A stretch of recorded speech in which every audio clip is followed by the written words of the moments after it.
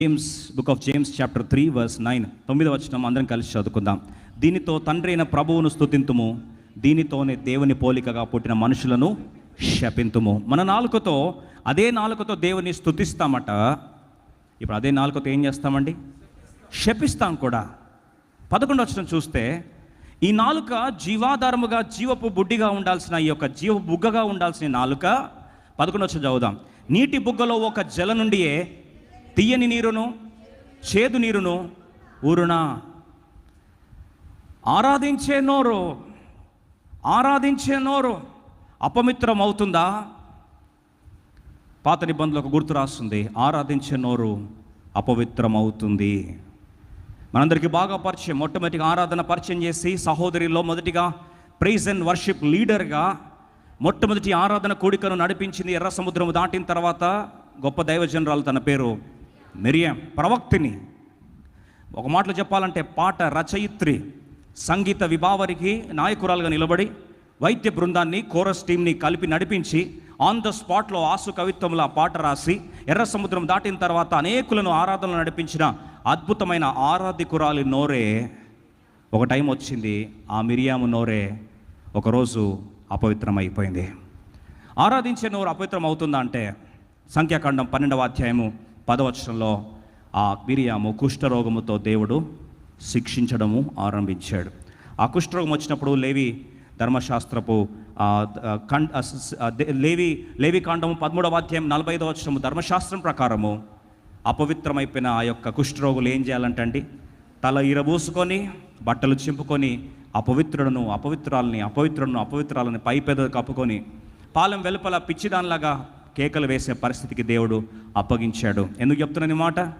ఆరాధించే నోరు కూడా అపవిత్రమయ్యే సమస్య ఉంది. మరి ఆరాధించే నోరు అపవిత్రంగా ఎలా మార్చబడుతుంది అనే దానికి ఒకే ఒక కారణం మనకు అర్థం కావడం కొరకు టైటిల్ మనం చూస్తూ వచ్చాం. గుసలు గాసిప్. ఈ యొక్క అంశము ఎవరి కొరకు అని మీరు అడగవచ్చు. నాలుక ఉన్న ప్రతి ఒక్కరి కొరకు. కొన్ని మెసేజెస్ కొందరికే సెట్ అవుతాయి, కానీ ఈ మెసేజ్ అందరికీ సెట్ అవుతాయి. అయితే ఈ మెసేజ్కి నేను వినడానికి నేను క్వాలిఫికేషన్ ఏం కావాలంటే, గొంతుంటే చాలు, నాలుక ఉంటే చాలు. ఈరోజు మాకు నాలుక లేదండి, మూగబోతుందంటే, మూగబోయినా సరే ఇప్పుడు ప్రస్తుతం మనకి ఏముంది తెలుసా అండి? టెక్నాలజీ ఏం చేస్తాం? మూగబోయినా సరే ఎక్స్ప్రెస్ చేస్తాం. కాబట్టి ప్రతి మనిషికి సంబంధించిన అంశమే ఏంటంటే గాసిప్. గత వారం మనం చూస్తూ వచ్చాం. గుసగుసల్ని దేవుడు ఏం చేస్తున్నట్టండి? వింటూ ఉన్నాడు. God started hearing it. Moshe వివాహము అనే ఒక అంశంతో స్టార్ట్ అయింది. అది పర్సనల్ డిస్కషన్ లాగా ఆగిపోలే. అది కాస్త సంఖ్యాకాండం 12వ అధ్యాయం 2వ వచనంకి వచ్చేసరికి మోషే అధికారం, మోషే అభిషేకం, మోషే నాయకత్వం అన్నిటి మీద తిరుగుబాటు చేయడం ఆరంభించింది. ఇప్పుడు అక్కడ ఆ సందర్భం వచ్చేసరికి సంఖ్యాకాండం 12వ అధ్యాయంలో అందరం కలిసి 3వ వచనం చూసుకుందాం. Let's all turn our Bibles to Numbers chapter 12 verse 3. 3వ వచనం. యెహోవా ఆ మాట వినెను. ఏ మాట? మోషే చేత మాత్రమే యెహోవా పలికించిన. 2వ వచనం. ఆయన మా చేతను పలికింపలేదా అని చెప్పుకొనగా. ఈ మాట ఎవరిన్నారంటండి? యెహోవా ఆ మాట వినెను. గత వారం మనం చూస్తూ వచ్చాం. God hears our gossip. వినొచ్చు, దేవునికి అంత టైం ఉందా అని. నేను గాసిప్ మాట్లాడుకునేది అంత దేవునికి అంత టైం ఉందా అని. మనము శక్తివంతులము అని చాలాసార్లు మనం ఫీల్ అవుతుంటాం, కానీ వాస్తవం మనకు శక్తివంతులము కాదండి. కానీ దేవుడు ఎవరు తెలుసా అండి? సర్వశక్తిమంతుడు. రెండవది, దేవుడు సర్వ జ్ఞాని, దేవుడు సర్వ వ్యాపి. దేవునికి అసాధ్యమైంది ఏది లేదండి. మన గాసిప్ని వినే వాళ్ళలో వినే వ్యక్తి, రెండో వ్యక్తి ఎవరండి? దేవుడు విన్నాడు, వెంటనే స్పందించాడు. మనందరికీ బాగా పరిచయం. హఠాత్తుగా దేవుడు స్పందించిన సంఘటన సంఖ్యాకాండం 12వ అధ్యాయం. గుసగుసల గురించే దేవుడు హఠాత్తుగా ఏం చేశాడండి? స్పందించాడు. గుసగుసలు మాట్లాడడము తప్పైతే గుసగుసలు వినడం కూడా తప్పే. అదే అహరోను యొక్క బాధితుడు. గత వారం మనం చూస్తూ వచ్చాం. అహరోను ఎందుకు బాధితుడయ్యాడండి అంటే, ఆయన చేసిన తప్పు ఒకటే. ఏమిచ్చాడండి? చెవిచ్చాడు. ఈరోజు 3వ తలంకి వస్తున్నాం. మొదటిది మిరియాము, రెండవది అహరోను, 3వ వ్యక్తి ఎవరండి? మోషే. వాస్తవంగా బాధితుడు, గుసగుసలకు బాధితుడు ఎవరండి? విక్టిమ్ ఎవరు? త్వరగా చెప్పరేంటండి? మోషే. చాలాసార్లు మన జీవితంలో కొన్నిసార్లు ఇతరుల గాసిప్ గుసగుసలకు మనము బలి పశువులం అవుతామేమో. We are not an exception. అయితే మన గురించి గుసగుసలు వస్తే మనం ఎలా స్పందించాలి? ఈరోజు అంశం అది. If gossip surrounds around us, how would we respond? Brother, మా గురించి గుసగుసలు చెప్పుకున్నంత సీన్ లేదు బ్రదర్ అంటారా? ఓ మాట చెప్పాలని ఆశపడుతున్నా అండి. పని పాట లేకుండా ఇంట్లో ఖాళీ కూర్చుంటే కూడా ఏమొస్తాయి? గుసగుసలు వస్తాయండి. గుసగుసలు లేని ప్రపంచం అంటే ఏది లేదండి. ఇంట్లో అండి నేను, మా భర్త, మా అత్తగారు మాత్రం ఉంటామండి. అంటే ముగ్గురు కూడా వెనకాల ఏం జరుగుతాయండి? అత్త ఇంకొదరు గుసగుసలు కొడతా ఉంటుంది, కూడా అత్త గురించి ఇంకొదరు గుసగుసలు కొడతా ఉంటుంది. భర్త పాపం ఏం చెప్పలేక వాళ్ళ ఫ్రెండ్స్తో గుసగుసలు కొడతా ఉంటాడు. గుసగుసలు అని ఏమవుతాయండి? తథ్యం. గుసగుసలు లేని ప్రపంచం ఉంటుందండి అంటే అది మన భ్రమ. సరే, మరి గుసగుసలకు మనం బాధితులం అయితే ఈరోజు గుసగుసల బాధితులకు పరిష్కారం నేరుగా సంఖ్యాకాండం 12వ అధ్యాయం నేరుగా పరిష్కారానికి వెళ్ళిపోదాం. Let's straight away dive into the secret, a solution for how to handle gossip. ఒకవేళ గాసిప్కి నువ్వు బాధితురాలు అయితే మనం ఎలా స్పందించాలి? సంఖ్యాకాండం 12వ అధ్యాయం 3వ వచనం. యెహోవా ఆ మాట వినేను, మోషే భూమి మీద ఉన్న వారందరిలో మిక్కిలి. అసలు సంబంధం ఏంటండి? మోషే గురించి గుసగుసలు మాట్లాడుతూ ఉంటే దేవుడు వచ్చి ఏం చేశాడంట? విన్నాడంట. విన్న వెంటనే అదే వచనంలో ఏమని రాస్తుంది? మోషే మిక్కిలి సాత్వికుడు. అసలు సంబంధం ఉందా? మనం అంటాం అదేంటండి దేవుడు విన్నాడంట గుసగుసలు వింటే మోషే బాధితుడు, ఆ బాధితుని పక్కన ఏమని రాశారు? మిక్కిలి సాత్వికుడు అంట. సంబంధం ఏంటి? అద్భుతమైన పరిష్కారం గుసగుసలకు పరిష్కారం అంది ఏంటంటే మోషే మిక్కిలి సాత్వికుడు. సాత్వికం అంటే ఏం తెలుసా అండి? సాత్వికం అంటే స్పందించే హక్కు ఉంటుంది, స్పందించే అధికారం ఉంటుంది, స్పందించే శక్తి ఉంటుంది. ఒకసారి స్పందిస్తే అవతల వ్యక్తి, గాయము చేసిన వ్యక్తిని చిదిమేయచ్చు. అన్ని సర్వశక్తులు ఉండి కూడా శక్తిని త్యజించడము, హక్కుల్ని విడిచిపెట్టడమే సాత్వికం. Meekness is having all rights and relinquishing those rights is called weakness. అదేంటండి Moshe, how did you handle gossip అని ఎక్స్పర్ట్స్ని అడగాలి కదండి. ఎక్స్పర్ట్ ఒపీనియన్ తీసుకుందాం. ఈరోజు ఎక్స్పర్ట్ ఒపీనియన్ ఏంటంటే, బ్రదర్ మోసెస్ ఎక్కువ గాసిప్ నీ చుట్టే తిరిగింది కాబట్టి how could you handle gossip అంటే మోషే బ్రదర్ అంటాడు, only one formula, my formula was meekness. Meekness ఏంటయ్యా? సాత్వికం అంటే ఏంది అని. వెంటనే సాత్వికం అంటే ఏంటంటే, నా హక్కులు ఉండి కూడా, స్పందించే సామర్థ్యం ఉండి కూడా నా హక్కులను విస్మరించుకోవడమే సాత్వికం.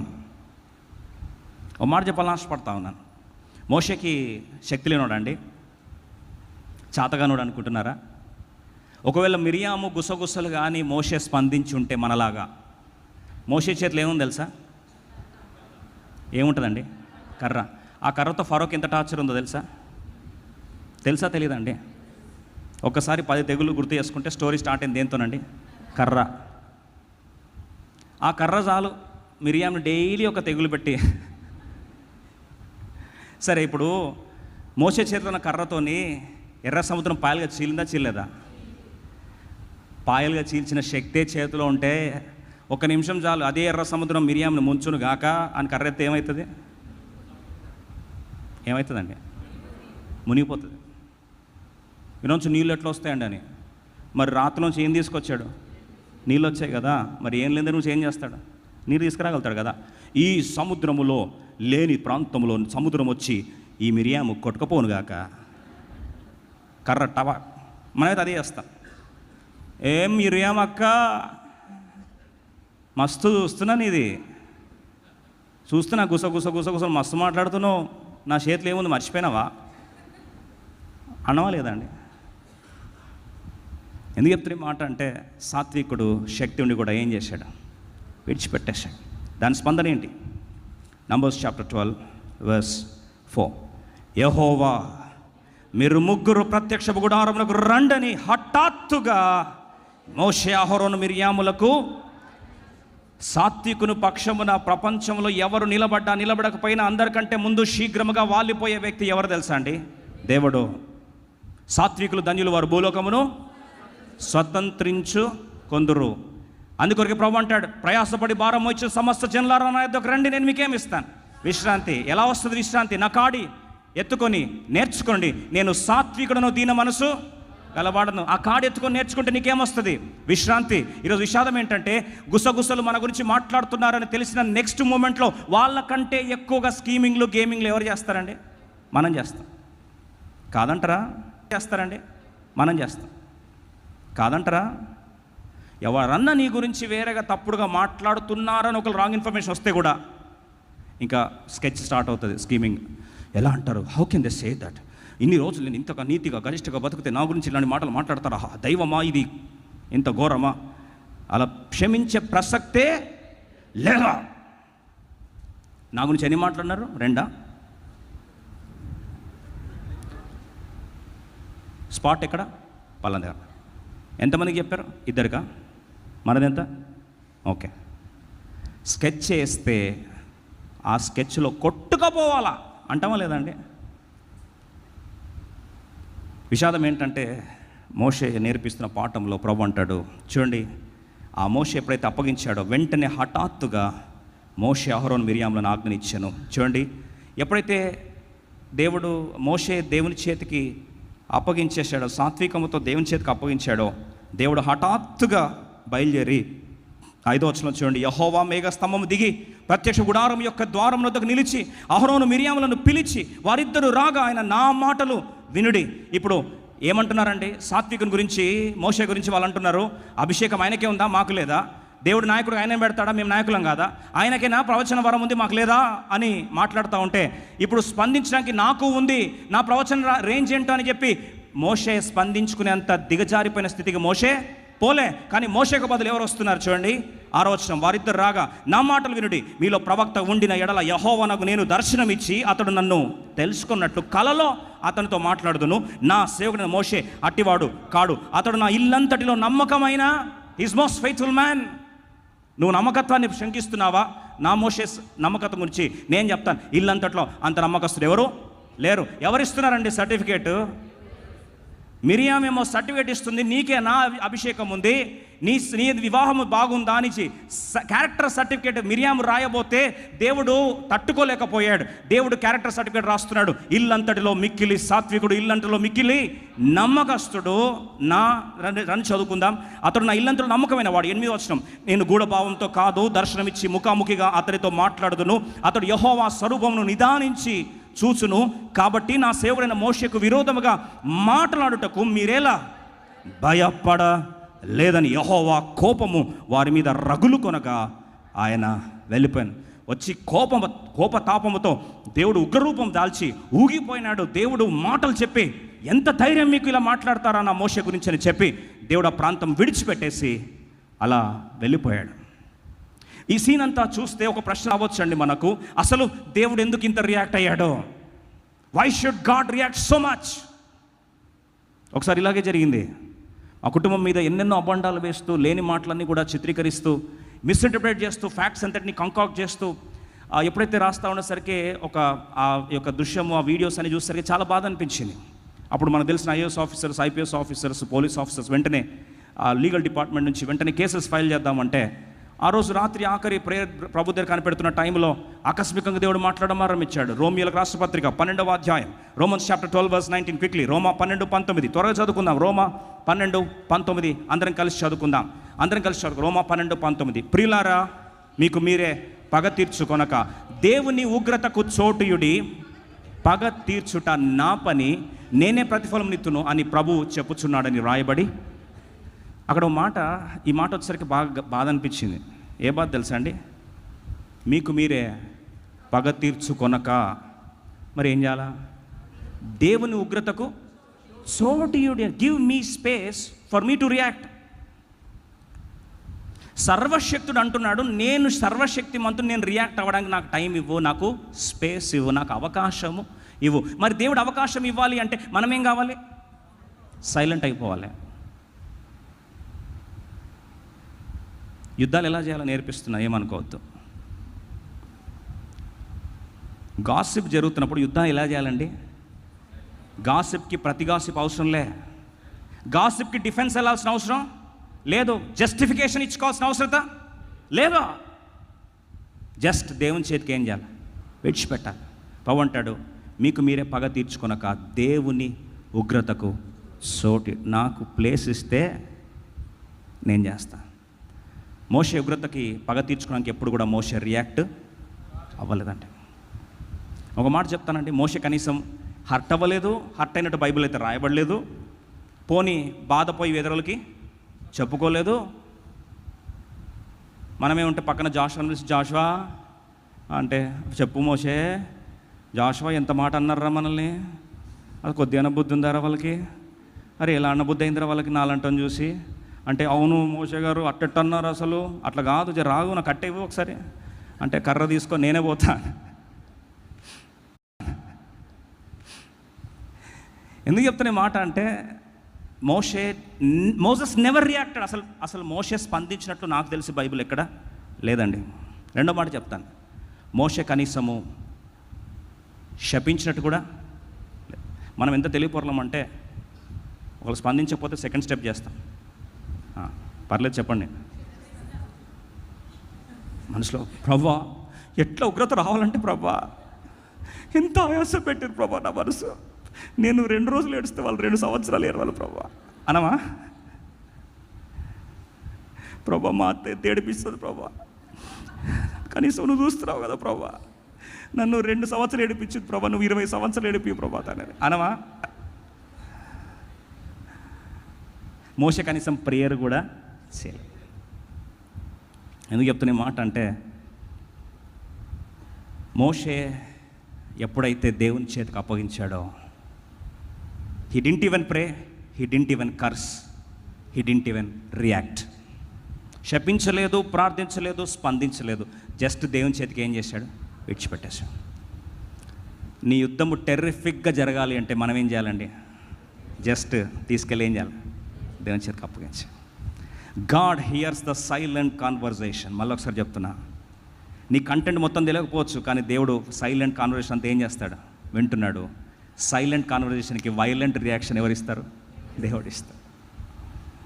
నువ్వు రియాక్షన్ ఇచ్చే ప్రయత్నం చేస్తే అప్పుడు ఏమవుతుందో తెలుసా అండి, ఆ ప్రాంతంలో సమస్య కాస్త కాంప్లికేట్ అయిపోయి వైరుధ్యాలు వచ్చేసి దేవుని కార్యము చేయకుండా నువ్వేం చేస్తావు? అడ్డుపడతావు. 105వ కీర్తన ఒక మాట, అద్భుతమైన మాట చూడండి. దేవుని అభిషేకాన్ని వాళ్ళు క్వశ్చన్ చేశారు. Psalm 105:15. నీకేనా నాయకత్వం ఉంది, నీకేనా అభిషేకం ఉంది, నిన్నేనా దేవుడు నీతోనే మాట్లాడతాడని అభిషేక ప్రాంగణాన్ని ముట్టారు. 105వ కీర్తన Psalm 105:15, 15వ వచనంలో ఇంగ్లీష్లో రాస్తుంది చూడండి. ఇంగ్లీష్లో రాస్తుంది, ఆయన ఎవరినైనా వారికి హింసని చేయనీయలేదు, ఆయన వారి కొరకు రాజులనే అభిషేక్తులను ముడితే అక్కడ రాయబడి చూడండి, saying touch not my anointed and do my profits. అభిషేకాన్ని ముడితే రియాక్ట్ అవ్వాల్సింది అభిషేక్తుడు కాదు. మళ్ళొకసారి చెప్తున్నా అండి, అభిషేకాన్ని ముడితే రియాక్ట్ అవ్వాల్సింది అభిషేక్తుడు కాదు, అభిషేకించినవాడు. పిలుపును అడ్డుపడితే రియాక్ట్ అవ్వాల్సింది పిలుపును పొందినవాడు కాదు, పిలిచినవాడు. సృష్టించబడిన మనల్ని గాయం చేస్తే రియాక్ట్ అవ్వాల్సింది మనం కాదు, సృష్టికర్త. బిడ్డలని గాయం చేస్తే రియాక్ట్ అవ్వాల్సింది బిడ్డలు కాదు, బిడ్డలని కన్న తండ్రి. పిల్లలు కొట్టుకుంటే, పిల్లల యుద్ధంలో పిల్లలు కొట్టుకుంటే బాగుంటుందా? పిల్లల ప్లేస్లో తండ్రి పోయి రియాక్ట్ అయితే బాగుంటుందా? తండ్రి పోయి రియాక్ట్ అయితే చాలా ఘోరంగా ఉంటుంది కదా.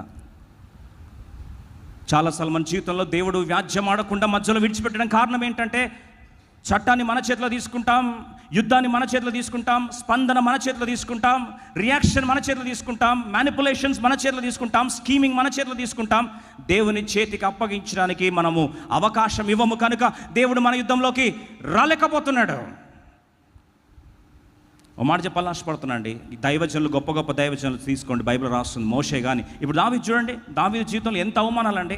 వాస్తవం చెప్పాలంటే దావీదుని ఎగతాళి చేసింది ఆ ఒక్క ప్రాంతంలో ఎగతాళని కాదు, ప్రతి ప్రాంతంలో దావీదుని ఏం చేస్తున్నారు, ఎగతాళి చేస్తూనే ఉన్నారు, అవమానిస్తూనే ఉన్నారు. రండి చూసుకుందాం. కీర్తన 38, 13, 14, 15 వచనంలో దావీదు యొక్క స్పందన, సాత్వికుని యొక్క స్పందన ఎలా ఉంటుందో ఒకసారి చూద్దాం. చెవిటి వాడనైనట్టు నేను వినకయున్నాను, మూగవాడనైనట్టు నోరు తెరచుట. ఇప్పుడు చెవిటోడైపోయాడంట, మూగవాడైపోయాడంట. 14 వచనం ఏమేం చూడండి, నేను వినలేని వాడనై తిని ఎదురు మాట పలకలేని వాడిని. అదేంటి, చెవులు మూసుకున్నా మాట్లాడుకుని నోరు మూసుకున్నా మనం అంటాం. అందుకొరకు ఇంతమంది ఇష్టం వచ్చినట్టు ఆట ఆడుతున్నారు అంటాం కదా. కానీ హైలైట్ మాట చూడండి, 15వ వచనం, అందరం కలిసి, యెహోవా నీ కొరకే నేను కనిపెట్టుకొని ఉన్నాను, నా కాలు జారిన ఎడల వారు నా మీద అతిశయపడుదురని నేను అనుకొనొచ్చు. ఒకవేళ నేను రియాక్ట్ అయితే నా కాలు ఏమవుతుంది, జారిపోతుంది. కాబట్టి నేను వెయిట్ చేస్తాను ప్రభా, నీ కొరకే కనిపెట్టుకొని ఉన్నాను. I'm waiting just for you. నువ్వు సైలెంట్ అయిపో, వాళ్ళు మాట్లాడింది ఎవరు వింటారండి? దేవుడు వింటాడు. ఒక మాట చెప్పి నేను ముగిస్తాను. ఎందుకంటే అంత అర్జెంటుగా రియాక్ట్ అయ్యాడు దేవుడు? Why should he react so seriously and so suddenly? అసలు మోషేని అంత అవమానిస్తుంటే మోషేకి ఎందుకు పట్టట్లేదండి? అసలు మోషేకి ఎందుకు పట్టట్లేదు? ఎందుకు దేవుడు అంత రియాక్ట్ అవుతున్నాడు? ఒక మాట చెప్పి నేను ముగిస్తానండి. మోషే ఎందుకయ్యా దేవుని ఒకరు అడిగితే, ఏసయ్యా దేవా, యెహోవా దేవా, ఎందుకు నువ్వు మోషేకి అంత హార్ష్గా రియాక్ట్ అయ్యావు? ఎందుకు మిరియాంకి అంత ఘోరమైన శిక్ష ఇచ్చావు? అసలు ఎందుకయ్యా నువ్వు మోషేనేమనంటే ఎందుకంత రియాక్ట్ అయ్యావంటే ప్రభు ఏమంటాడో తెలుసా అండి? ఒకే మాట చెప్పి ముగిస్తాను. ఏమంటారు తెలుసా ప్రభు? ఆ మోషే గురించి ఎంత అవమానిస్తే, మోషే పేరు ప్రతిష్టలు అవమానిస్తే, మోషే మహిమ అవమానపరచబడితే, మోషే నామం అవమానపరచబడితే, మోషే రెప్యుటేషన్ పాడవుతూ ఉంటే మోషే పట్టించుకోవట్లేదని మీరు చూస్తున్నారా? ఓ మాట చెప్పాలని ఆశపడుతున్నా. మోషే నైజం ఏం తెలుసా? మోషే నిర్గమకాండం 32వ అధ్యాయము 19-20 ఒకే ప్రాంతంలో కోప్పడతాడు, ఒకే ప్రాంతం తట్టుకోలేడు. ఒక పేరు అవమానపరచబడితే మోషే అసలు తన వల్ల కాదు, అది ఎవరి పేరో కాదు, అది నా పేరే. అతడు పాలెములకు సమీపంగా దూడను వారు నాట్యమాడుచు చూచును, అందుకు మోషే కోపము మండెను. అతడు కొండ దిగువన తన చేతులలో నుండి ఆ పలుకలను పడవేసి వాటిని పగలగొట్టేసి, మరియు అతడు వారు చేసిన దూడను తీసుకొని అగ్ని కాల్చి పొడి చేసి నీళ్ళ మీద చల్లి ఇశ్రాయేలు చేత దానిని. ఇంత కోపంగా రియాక్ట్ అయిన మోషే అక్కడ మిరియాం స్టోరీలో అంత సైలెంట్గా ఎందుకున్నాడు? మీకు డౌట్ రాలేదా అండి? ఇక్కడ ఏం చేశాడు? పగలగొట్టేశాడు చేతిలో ఉన్నది. వాళ్ళతో బంగారు దూడని కరిగించి జ్యూస్ చేపించి, ఆ జ్యూస్తో వీళ్ళకి తాపిచ్చి, ఇంత ట్రీట్మెంట్ ఇప్పించి కోపంతో మండిపోయి, ఇప్పుడు ఆయన గురించి అంటే సైలెంట్గా ఉంటున్నాడు. సీక్రెట్ అర్థమైందండి? ఒక మాట చెప్తాను. ఎందుకు దేవుడు అంత రియాక్ట్ అయ్యాడంటే, దేవుడు అంటాడు, మోషే ఎప్పుడైతే నా నామం అవమానపరచబడుతుందని చూస్తాడో, నా మహిమ తాకట్టు పెట్టబడుతున్నారని చూస్తాడో, మోషే జీవితంలో తట్టుకోలేని ఒకే ఒక ప్రాంతము, అదే ప్రాంతం అంటే నా పేరు అవమానపరచబడితే, దేవుని పేరు అవమానపరచబడితే, దేవుని మహిమ తాకట్టు పెడితే నా మోషే తట్టుకోలేడు. కాబట్టి నా మోషే పేరు అవమానపరచబడితే నేను తట్టుకోలేను. అర్థమైందండి? ఎందుకయ్యా అంత ఉగ్రరూపం దాల్చావంటే, నా మహిమ కొరకు మోషే ఎంత ఇమ్మీడియట్గా రియాక్ట్ అవుతాడో, నా పేరు ప్రతిష్టల కొరకు ఏ స్థాయికైనా దిగజారు, ఎక్కడికైనా వెళ్ళిపోతాడో, నా పేరుకు నా రెప్యుటేషన్ పాడవుతుందంటే, నా మహిమ, నా తేజో మహిమ కాంప్రమైజ్ అవుతుందంటే, దేవుని మహిమ కాంప్రమైజ్ అయిపోతూ ఉందంటే, అందరికంటే ముందుగా రియాక్ట్ అయ్యేది ఎవరండి? నా మోషే రియాక్ట్ అవుతూ ఉంటే, మోషే పేరు అవమానపరచబడతా ఉంటే నేను సైలెంట్గా ఎలా ఉంటానయ్యా? వారు మాట్లాడుతూ ఉంటే ఎలా భరించగలుగుతుంది నాకుండే? నా పేరు కొరకు వెంపర్లాడుతూ ఉంటాడే, నా మహిమ కొరకు ఎప్పుడైనా సరే ఏదైనా తెగిస్తాడే, తన మహిమ కాదని నిలబడతా ఉంటే, నా మహిమ కొరకు సమస్తం విడిచిపెట్టి నన్ను కనపరుస్తూ ఉంటే, ఆయన ఘనత అవమానపరచబడతా ఉంటే, ఆయన క్యారెక్టర్ చంపుతూ ఉంటే, ఆయన గురించి అవమానంగా మాట్లాడుతూ ఉంటే, ఆయన అభిషేకం గురించి చీప్గా మాట్లాడుతూ ఉంటే నేను సైలెంట్గా ఎలా ఉంటా? నన్ను గనపరచు వారిని నేను గనపరుస్తా. ఏ స్థాయికి వెళ్ళిపోయాడు దేవుడు అంటే, సైలెంట్గా జరిగిన గాసిప్కి పబ్లిక్గా జవాబిచ్చాడు. మిరియాము తీసుకెళ్ళి పాలెం వెలుపల కుష్ఠ రోగానికి అప్పగించేశాడు. ఓ మాట చెప్పాలని ఆశపడుతున్నానండి. దేవుడు నీ పక్షంలో ఇమ్మీడియట్గా రియాక్ట్ అవ్వాలి అంటే దేవుని మహిమకు, ఆయన నామమునకు, ఆయన సంఘమునకు, ఆయన అభిషేకానికి ఎప్పుడైతే నువ్వు శీఘ్రముగా వెంటనే స్పందిస్తావో అది కాంప్రమైజ్ అవ్వద్దని, నీ పేరు కాపాడడానికి కూడా దేవుడు అంతే శీఘ్రంగా ఏం చేస్తాడండి, రియాక్ట్ అవుతాడు. ఈరోజు మోషే మనతో మాట్లాడుతున్న మాట ఒకటే, పగ తీర్చుట నా పని. సమస్తం ఎవరి చేతికి అప్పగించాడండి, దేవుని చేతికి అప్పగించేశాడు. ఒక్క సెకండ్ అన్నా బహుశా మోషే స్కీమింగ్ ప్లానింగ్ చేస్తే టైం పడుతుందేమో, కానీ ఈ మాట మాట్లాడిన నెక్స్ట్ మూమెంట్లో వాళ్ళ ముగ్గురు ఎక్కడ నిలబడ్డారండి, కోర్ట్ బోన్లో నిలబడ్డారు. ఎందుకు చెప్తున్నా ఈ మాట అంటే, ఈరోజు నీ మనసులో ప్రభా నీ నామం గణపరచబడాలి, నీ తేజోమయం ఉన్న స్థలం నేను గణపరచాలని ఆశపడుతున్నా ప్రభా, నీ అభిషేకాన్ని గణపరచాలని ఆశపడుతున్నా ప్రభా, నీ మహిమను గణపరచాలని ఆశపడుతున్నా ప్రభా, నీ నామంకి అవమానం జరుగుతుందంటే నేను తట్టుకోలేను ప్రభా అని నిజంగా నీ మనసు రియాక్ట్ అయితే, నీ గురించి దేవుడు ఒక్క క్షణము కూడా ఆలస్యము చేయడం. అట్టి కార్యం దేవుడు మన జీవితంలో స్థిరపరచును గాక. ప్రార్థన చేసుకుందాం.